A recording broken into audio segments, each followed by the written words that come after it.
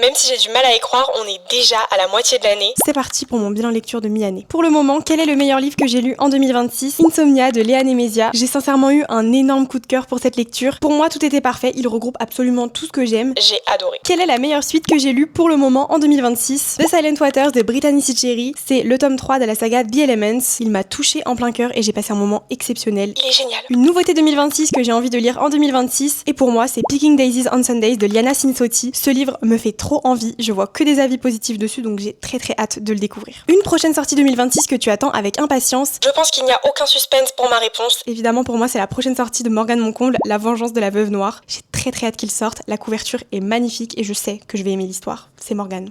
J'ai trop hâte. Quelle a été ma plus grande surprise de 2026 ? Pour moi, c'est Abyss de C.S. Quill. C'est un livre qui m'a clairement surpris puisqu'il ne ressemble à aucun des autres livres que j'ai lus. Hyper original et hyper addictif, franchement, je ne peux que vous le conseiller. Un auteur que tu as découvert en 2026. Et pour moi, c'est Emily Henry que j'ai découvert avec Funny Story. Pour l'instant, je n'ai lu que ce livre-là de l'autrice et j'ai adoré. Je comprends la hype, vous n'avez clairement pas menti sur cette autrice. Quelle a été ta plus grosse déception 2026 ?